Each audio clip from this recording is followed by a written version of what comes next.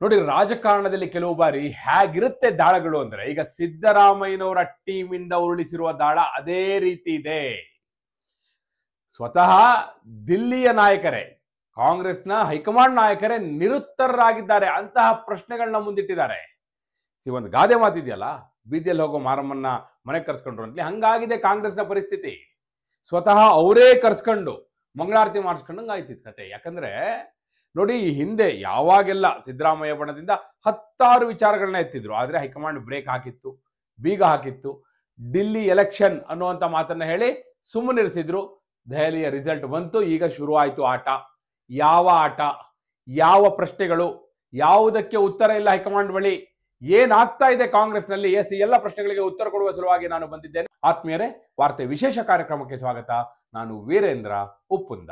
ನೋಡಿ ಏನಾಯ್ತು, ಸ್ವತಃ ಮಲ್ಲಿಕಾರ್ಜುನ ಖರ್ಗೆ ಅವರು, ಎಐಸಿಸಿಯ ಅಧ್ಯಕ್ಷರು, ಅವರೇ ಡಾಕ್ಟರ್ ಜಿ ಪರಮೇಶ್ವರ್ ಅವ್ರನ್ನ ಮನೆ ಕರ್ಸ್ಕೊಂಡ್ರು. ನೋಡಿ ಹಿಂದೆ ಎಲ್ಲ ಹಲವಾರು ವಿಚಾರಗಳನ್ನ ನೀವು ಪ್ರಸ್ತಾವ ಮಾಡಿದ್ರಿ.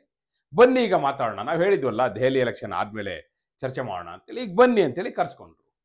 ಸ್ವತಃ ಪ್ರಿಯಾಂಕ್ ಖರ್ಗೆ, ಮಲ್ಲಿಕಾರ್ಜುನ ಖರ್ಗೆ ಅವರ ಪುತ್ರ, ತಮ್ಮದೇ ಕಾರ್ನಲ್ಲಿ ಕರ್ಕೊಂಡೋದ್ರು ಪರಮೇಶ್ವರ್ ಅವ್ರನ್ನ.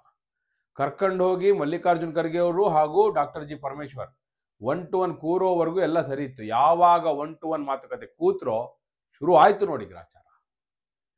ಪರಮೇಶ್ವರ್ ಅವರು ಒಂದಲ್ಲ ಎರಡಲ್ಲ ಪ್ರಶ್ನೆಗಳನ್ನ ಮುಂದಿಟ್ಟಿದ್ದು, ಒಂದೊಂದು ಉದಾಹರಣೆ ಸಹಿತ, ನಿದರ್ಶನದ ಸಹಿತ ಪ್ರಶ್ನೆಗಳನ್ನ ಕೇಳ್ತಾ ಹೋದ್ರು.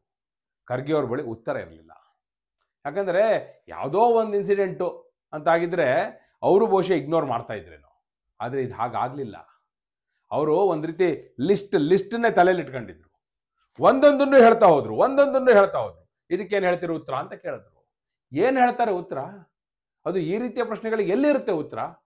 ಏನು ಇಷ್ಟಕ್ಕೂ ಮಲ್ಲಿಕಾರ್ಜುನ್ ಖರ್ಗೆ ಅವರ ಬಳಿ ಡಾಕ್ಟರ್ ಜಿ ಪರಮೇಶ್ವರ್ ಅವರು ಇಟ್ಟಂತ ಪ್ರಶ್ನೆ ಏನಾಗಿತ್ತು ನೋಡಿ. ಬಹಳ ಮುಖ್ಯವಾಗಿ ಅವರು, ನಾವು ಏನ್ ಕೇಳಿದ್ರು ಕೂಡ, ಕಾಂಗ್ರೆಸ್ ಹೈಕಮಾಂಡ್ ಮುಂದೆ ನಾವು ಯಾವುದೇ ಪ್ರಸ್ತಾಪ ಇಟ್ಟರು ಕೂಡ ನಮ್ಮ ಮಾತಿಗೆ ಬೆಲೆಯೇ ಇರೋದಿಲ್ಲ ಅಂದ್ರೆ ಮತ್ತೆ ನಾವ್ ಯಾಕಿರ್ಬೇಕು ಪಾರ್ಟಿಯಲ್ಲಿ?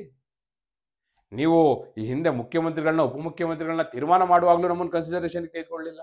ಅದಾದ ನಂತರ ಯಾರ್ಯಾರಿಗೆ ಯಾವ ಖಾತೆ ಕೊಡಬೇಕು ನಮ್ಮನ್ನೊಂದು ಮಾತು ಕೇಳಿದ್ರ ನೀವು? ನಾವೆಲ್ಲವನ್ನೂ ಕೂಡ ತಲೆ ತಗ್ಗಿಸ್ಕೊಂಡು ಒಪ್ಕೊಂಡು ಹೋಗ್ತಾ ಇಲ್ವಾ ಹೈಕಮಾಂಡ್ನ ತೀರ್ಮಾನ ಅಂತ ಹೇಳಿ? ಅಷ್ಟಾದ ನಂತರ ನಾವೆಲ್ಲ ಸೇರಿ ಒಂದು ಊಟ ಮಾಡ್ತೀವಿ ಅಂದ್ರು.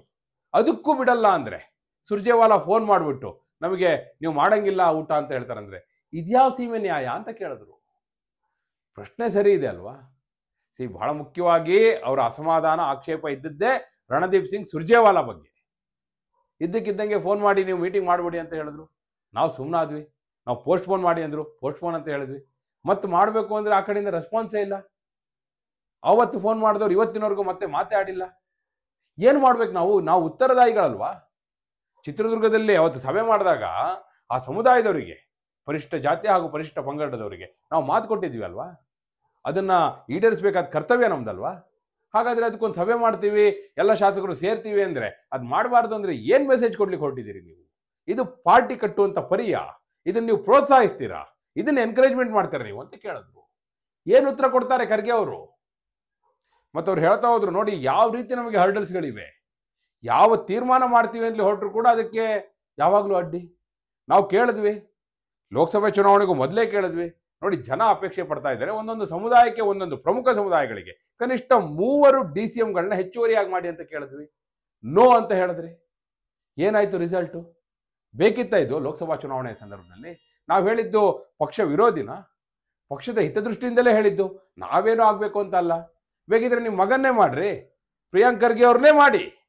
ಆದ್ರೆ ಮಾಡಿ ಆ ಸಮುದಾಯಕ್ಕೆ ಪ್ರಾತಿನಿಧ್ಯವನ್ನು ಕೊಡಿ ಅಂತ ನಾವು ಕೇಳಿದ್ವಿ. ಇಂಥವ್ರನ್ನೇ ಮಾಡಿ ಅಂತ ನಾವೇನು ಹೇಳಲಿಲ್ಲ. ಆದ್ರೆ ನೀವು ನೋ ಅಂತ ಹೇಳ್ಬಿಟ್ರಿ. ಕಡೆಗೆ ಕನಿಷ್ಠ ಪಕ್ಷ KPCC ಅಧ್ಯಕ್ಷರನ್ನ ಬದಲಾವಣೆ ಮಾಡಿ ಅಂತ ಕೇಳಿದ್ವಿ. ನಾವು ಕೇಳಿದ್ದಲ್ಲ ಅದು, ಸ್ವತಃ ಹೈಕಮಾಂಡ್ನ ನಿರ್ಣಯ. ಯಾವತ್ತು ನೀವು ಮುಖ್ಯಮಂತ್ರಿ ಹಾಗೂ ಉಪಮುಖ್ಯಮಂತ್ರಿಗಳನ್ನ ಘೋಷಣೆ ಮಾಡಿದ್ರು, ಸ್ವತಃ KC ವೇಣುಗೋಪಾಲ್ ಸುದ್ದಿಗೋಷ್ಠಿಯಲ್ಲಿ ಹೇಳಿದ್ರು, ಲೋಕಸಭಾ ಚುನಾವಣೆಯವರೆಗೂ ಕೂಡ DK ಶಿವಕುಮಾರ್ ಅವರು KPCC ಅಧ್ಯಕ್ಷರು, ಅದಾದ ನಂತರ ಬದಲಾವಣೆ ಆಗುತ್ತೆ ಅಂತ. ಮಾಡಿದ್ರಲ್ಲಿ ಅದನ್ನ ಮಾಡಲಿಲ್ಲ. ಅದನ್ನ ಕೇಳಿದ್ರೆ ನಾವು ಪಕ್ಷ ವಿರೋಧಿಗಳು ಅಂತಲೇ ಹಣೆ ಪಟ್ಟಿ. ಇದ್ಯಾವ ಸೀಮೆ ನ್ಯಾಯ ಸ್ವಾಮಿ ಅಂತ ಕೇಳಿದ್ರು. ಏನು ಉತ್ತರ ಕೊಡ್ತಾರೆ ಖರ್ಗೆ ಅವರು? ಅದಕ್ಕೆ ಹೇಳಿದ್ದು, ಇದು ಮನೆ ಕರ್ಸ್ಕೊಂಡಂಗಾಯ್ತು ಬೀದಿಯಲ್ಲಿ ಹೋಗೋ ಮಾರಮ್ಮನ. ಪ್ರಶ್ನೆಗಳ ಮೇಲೆ ಪ್ರಶ್ನೆ ಹಾಕ್ತಾ ಹೋದ್ರು. ಅವ್ರ ಹತ್ರ ಲಿಸ್ಟೇ ಇತ್ತು, ಯಾವ್ಯಾವ್ದಕ್ಕೆಲ್ಲ ಅಡ್ಡಿ ಮಾಡಿದಿರಿ ನೀವು ಅಂತ ಹೇಳಿ. ಜಾತಿ ಗಣತಿಯನ್ನ ಜಾರಿ ಮಾಡೋದಿರಲಿ, ನಾವು ಕ್ಯಾಬಿನೆಟಲ್ಲಿ ತಂದು ಚರ್ಚೆ ಮಾಡ್ತೀವಿ ಸ್ವಾಮಿ ಅಂದರೆ ಅದಕ್ಕೂ ಬಿಡಲಿಲ್ಲ, ಅದಕ್ಕೂ ಅಡ್ಗಾಲು ಹಾಕಿದ್ರಿ. ಏನು ಮೆಸೇಜ್ ಕೊಟ್ರಿ ರಾಜ್ಯಕ್ಕೆ ನೀವು? ನಮ್ಮ ಪಕ್ಷದ ಪ್ರಣಾಳಿಕೆಯಲ್ಲಿ ಇರಲಿಲ್ವಾ ಅದು? ಲೋಕಸಭಾ ಚುನಾವಣೆ ಪ್ರಣಾಳಿಕೆಯಲ್ಲಿ ಸ್ವತಃ ರಾಹುಲ್ ಗಾಂಧಿ ಅವರು ಹೋದ ಕಡೆ ಬಂದ ಕಡೆ ಎಲ್ಲ ಪ್ರಚಾರ ಮಾಡಿಲ್ವಾ ಅದು? ಹೀಗಿರುವಾಗ ಯಾಕೆ ಅದನ್ನು ಜಾರಿ ಮಾಡಬಾರ್ದು? ನಾವು ಯಾಕೆ ಅದನ್ನು ಚರ್ಚೆ ಮಾಡಬಾರ್ದು? ಕ್ಯಾಬಿನೆಟ್ಗೆ ಯಾಕೆ ತರಬಾರ್ದು? ಯಾಕೆ ಅಂಗೀಕಾರ ಮಾಡಬಾರ್ದು? ಪ್ರಶ್ನೆಗಳ ಸರಣಿಯೇ ಬಂತು ಖರ್ಗೆ ಅವ್ರ ಮುಂದೆ, ಉತ್ತರ ಇರಲಿಲ್ಲ. ಇದು ನಾನು ನಿಮಗೆ 3-4 ಹೇಳಿದ್ದೀನಿ ಅಷ್ಟೇ, ಬಹಳ ಇದೆ ಅವ್ರ ಪ್ರಶ್ನೆಗಳು. ಒಂದೊಂದು ಪ್ರಶ್ನೆಯೂ ಕೂಡ ಅವ್ರು ಮುಟ್ಟು ನೋಡ್ಕೋಬೇಕು, ಹಂಗಿತ್ತು. ಯಾಕಂದ್ರೆ ಅಷ್ಟರ ಮಟ್ಟಿಗೆ ಕಳೆದ 6 ತಿಂಗಳಲ್ಲಿ ನೀವು ಏನಾಗಿದೆ ಎಲ್ಲ ನೀವು ನೋಡಿದ್ದೀರಿ.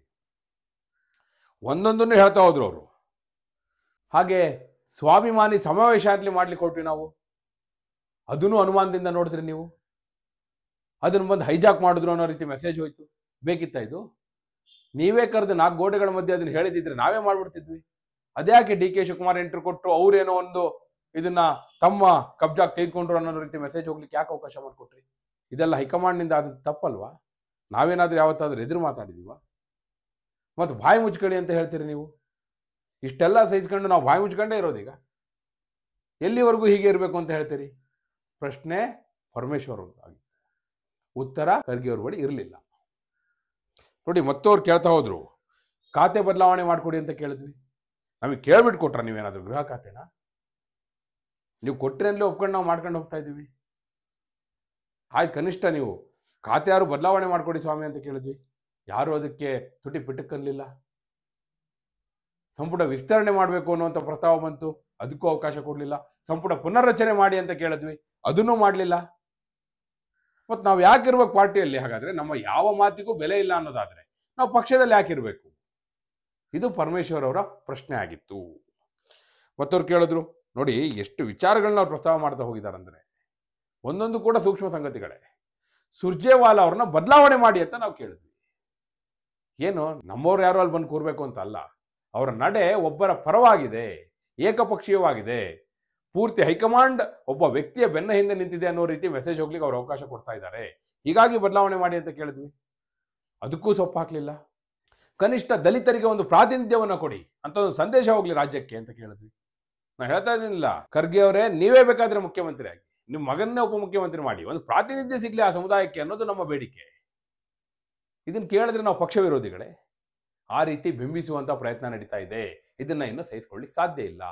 ಇದೆಲ್ಲದಕ್ಕೂ ಕೂಡ ಪರಿಹಾರ ಬೇಕು, ಇದೆಲ್ಲಕ್ಕೂ ಕೂಡ ಉತ್ತರ ಬೇಕು ಅನ್ನೋ ಮಾತನ್ನ ನೇರವಾಗಿ ಪರಮೇಶ್ವರ್ ಅವರು ಹೇಳಿದ್ದಾರೆ. ಖರ್ಗೆ ಅವರು ಆಗ್ಲಿ, ನಾನು ಹೈಕಮಾಂಡ್ ಗಮನಕ್ಕೆ ತರ್ತೇನೆ, ಇದನ್ನು ಚರ್ಚೆ ಮಾಡೋಣ, ಪರಿಹಾರ ಕಂಡುಕೊಳ್ಳೋಣ, ಇಷ್ಟನ್ನೇ ಹೇಳಲಿಕ್ಕೆ ಸಾಧ್ಯ ಆಯ್ತು. ಬಿಟ್ರೆ ಅವರು ಒಂದು ರೀತಿ ಅಸಹಾಯಕರೇ.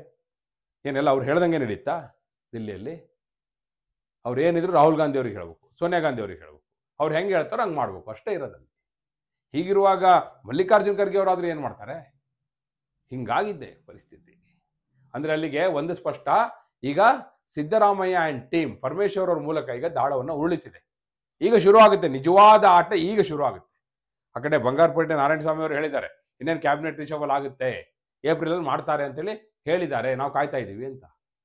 ಅಲ್ಲಿಗೆ ಒಂದು ಕಡೆ ಕ್ಯಾಬಿನೆಟ್ ರಿಷಫಲ್, ಮತ್ತೊಂದು ಕಡೆ ಕೆಪಿಸಿಸಿ ಅಧ್ಯಕ್ಷರ ಬದಲಾವಣೆ. ಇದೆಲ್ಲದರ ಹಿನ್ನೆಲೆಯಲ್ಲೇ ಈಗ ಪರಮೇಶ್ವರ್ ತಮ್ಮ ದಾಳವನ್ನು ಉರುಳಿಸಿದ್ದಾರೆ. ಈಗ ಹೈಕಮಾಂಡ್ ಏನ್ ಮಾಡುತ್ತೆ ಅನ್ನೋದು ಬಹಳ ಮುಖ್ಯವಾದ ಪ್ರಶ್ನೆ. ಅವ್ರು ಇನ್ನೂ ಟೈಮ್ ಬೈ ಮಾಡ್ತಾ ಇರ್ಲಿಕ್ಕೆ ಸಾಧ್ಯ ಇಲ್ಲ. ಇನ್ನೂ ತಳ್ಕೊಂಡು ಹೋಗ್ತೀವಿ ಅಂದ್ರೆ ಅದು ಸಾಧ್ಯ ಇಲ್ಲ. ಈಗ ಒಂದು ತಾರ್ಕಿಕ ಘಟ್ಟಕ್ಕೆ ಬಂದಿದೆ. ಏನ್ ಮಾಡಬಹುದು? ನಿಮ್ಮ ಪ್ರಕಾರ ಸಚಿವ ಸಂಪುಟ ಪುನರ್ರಚನೆ ಆಗಬಹುದಾ? ಹಾಗೆ ಕೆಪಿಸಿಸಿ ಅಧ್ಯಕ್ಷರ ಬದಲಾವಣೆಯೂ ಆಗಬಹುದಾ? ಹಾಗೊಂದು ವೇಳೆ ಆದದ್ದೇ ಆದರೆ ಯಾರು ಬರ್ಬೋದು ಕೆಪಿಸಿಸಿ ಅಧ್ಯಕ್ಷರಾಗಿ? ಇನ್ನು ಮುಖ್ಯಮಂತ್ರಿ ಬದಲಾವಣೆಯ ಚರ್ಚೆ, ಅದಕ್ಕೂ ಒಂದ್ ಕಡೆ ಇಂಪು ಕೊಡ್ತಾನೆ ಇದ್ದಾರೆ. ಅದು ಯಾವತ್ತಾಗುತ್ತೋ ಬಿಡುತ್ತೋ, ಆದರೆ ಇನ್ನೊಂದು ಕಡೆ ಆ ಚರ್ಚೆಯು ಕೂಡ ಜೀವಂತವಾಗಿರೋ ಹಾಗೆ ನೋಡ್ಕೋತಾ ಇದ್ದಾರೆ. ಅದು ಕೂಡ ಏನಾದರೂ ಫಲ ಕೊಡ್ಬೋದಾ? ಒಂದ್ ವೇಳೆ ಈ ಸಂಪುಟ ಪುನರ್ರಚನೆ, ಕೆಪಿಸಿಸಿ ಅಧ್ಯಕ್ಷರ ಬದಲಾವಣೆ ಅಂದ್ಕೂಡಲೇ ಸಿಎಂ ಬದಲಾವಣೆ ಅನ್ನೋದು ಮುಂದೆ ಬರ್ಬೋದಾ? ಆ ರೀತಿ ಆಗಿದೆ ಅಲ್ವಾ ಹಿಂದೆ? ಆವಾಗಲೇ ಅಲ್ವಾ ಒಕ್ಕಲಿಗ ಶ್ರೀಗಳು ಡಿ ಕೆ ಶಿವಕುಮಾರ್ ಮುಖ್ಯಮಂತ್ರಿ ಆಗಬೇಕು ಅಂತ ಹೇಳಿದ್ದು. ಸೊ ಈ ರೀತಿಯ ಒಕ್ಕಲಿಗರು ಅವಕಾಶ ಸಿಗಬೇಕು. ಈ ರೀತಿಯ ಗೊಂದಲಗಳು ಮತ್ತೆ ಏರ್ಪಡಬಹುದೇ? ಏನಾಗಬಹುದು? ಯಾರು ಕೆಪಿಸಿಸಿ ಅಧ್ಯಕ್ಷರಾಗಬಹುದು? ಸಂಪುಟ ಪುನರ್ರಚನೆ ಆದರೆ ಯಾರಿಗೆ ಅವಕಾಶ ಸಿಗಬಹುದು?